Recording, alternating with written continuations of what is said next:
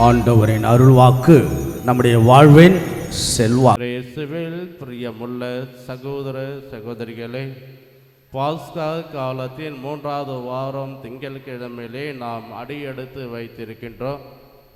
இன்றைய முதல் வாசகத்திலே நாம் பார்க்கையிலே மிகவும் அருமையான ஒரு வாசகம்.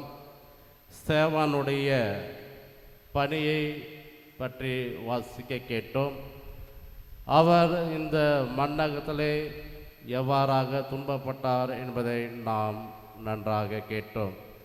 பிரியமுள்ள அன்பு இறை மக்களே, மேக்ஸ் மில்லியன் கோல்பே என்பவரை நாம் அனைவருக்கும் நன்றாக தெரியும்.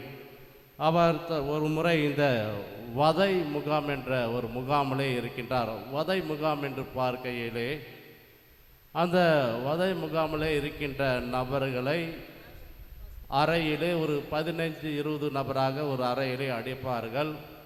அவர்களுக்கு உணவு தண்ணீர் எதுவுமே கொடுக்கப்பட மாட்டாது.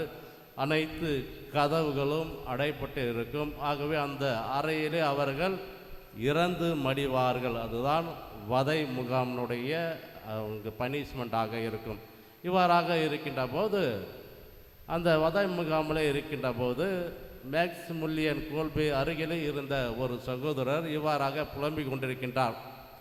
எனக்கு குடும்பமானது இருக்கின்றது, நான் இறந்து போயிட்டால் என்னுடைய குடும்பத்தை யாரெல்லாம் பார்த்து கொள்வார்கள் என்று சொல்லி புலம்பிக் கொண்டே இருக்கையிலே மேக்ஸ் மில்லியன் கோல்பே அந்த சகோதரரை பார்த்து சொல்லுகின்றார், நீங்கள் கவலைப்படாதீங்க, உங்களுக்கு பதிலாக நான் அந்த அறைக்கு சென்று விடுகின்றேன் என்று மேக்ஸ் மில்லியன் கோல்பேயோடு ஒரு 15 நபர்கள் அறையில் போட்டு அடைக்கப்படுகின்றார்கள்.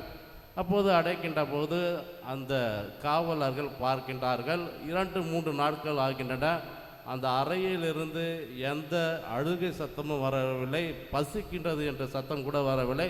மாறாக அந்த அறையிலிருந்து பாடல் ஒலிக்கின்ற சத்தம் மட்டும்தான் கேட்கின்றது. என்னடா, நம்ம எப்போ அந்த அறையில் அடைத்தாலும் மனிதர்கள் ஓலமிட்டு அழுவார்கள், ஆனால் இந்த கூட்டம் மட்டும் அமைதியாக பாடல் பாடிக்கொண்டிருக்கின்றது என்று ஒரு காவலர் அவர்கள் ஒரு துவாரத்தின் வழியாக பார்க்கின்றார். அப்போது மேக்ஸ் மில்லியன் மற்றும் அவர்களோடு இருந்த அந்த நபர்கள் அனைவரும் அந்த அறையிலே மண்டியிட்டு வானதூதரிடம் அவர்கள் ஜெபித்து கொண்டிருப்பதாகவும், மேலுமாக அந்த இருட்டு அறையிலும் கூட அவர்கள் முகமானது மிளிர்ந்து கொண்டு இருந்ததாகவும் அந்த காவலர் அவர்கள் கூறுகின்றார். மேலுமாக திரும்பமாக அந்த அறையானது அடைக்கப்பட்டது.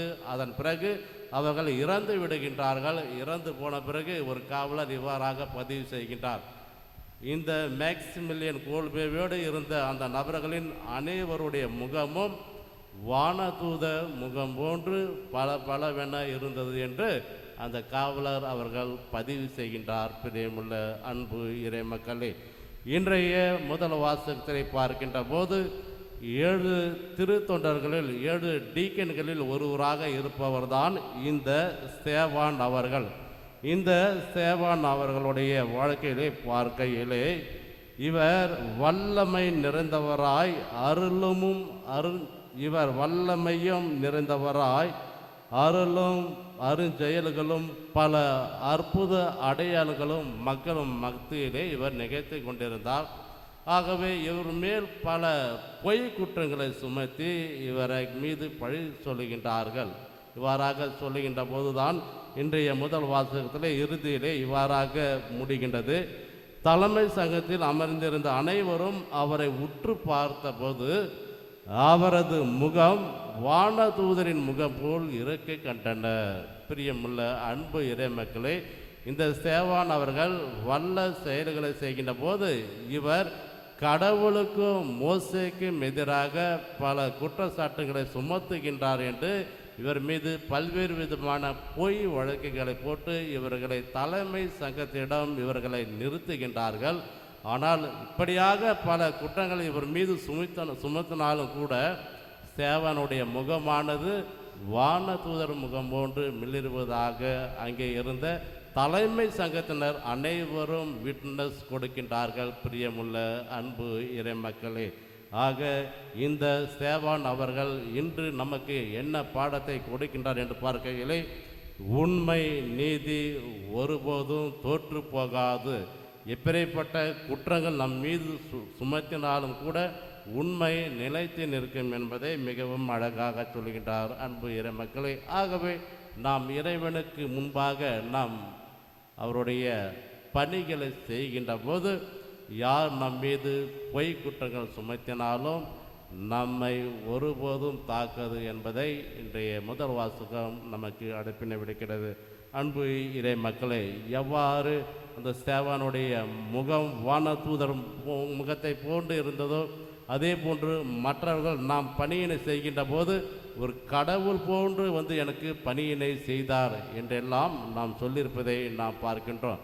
மேலுமாக அன்னை தெரேசா அவருடைய வாழ்க்கையிலே கூட பார்க்கின்றோம், உன் முகத்திலே நான் கடவுளை காண்கின்றேன் என்றெல்லாம் மக்கள் சொல்கின்றார்கள். ஆம் அன்பு இறை மக்களே, இப்படிப்பட்ட அற்புதமான பணிகளை நாம் செய்ய வேண்டும். ஆண்டவருக்கு பணிகளை செய்கின்ற போது பல இன்னல்கள் தொல்லைகள் பல பொய்கள் வந்தாலும் அதிலிருந்து பின்வாங்காமல் ஆண்டவருக்கு உகந்த பணிகளை செய்வதே தொடர்ந்து கண்ணும் கருத்துமாக இருக்கவும் அவருடைய வல்ல செயலோடு தொடர்ந்து ஆண்டவருடைய பணியை செய்ய முயற்சி செய்வோம். இறைவனுடைய அருளையும் அவருடைய வல்லமையும் பெற்றவர்களாக தொடர்ந்து இந்த பலியிலே உருக்கமாக மன்றாடுவோம். ஆமென்.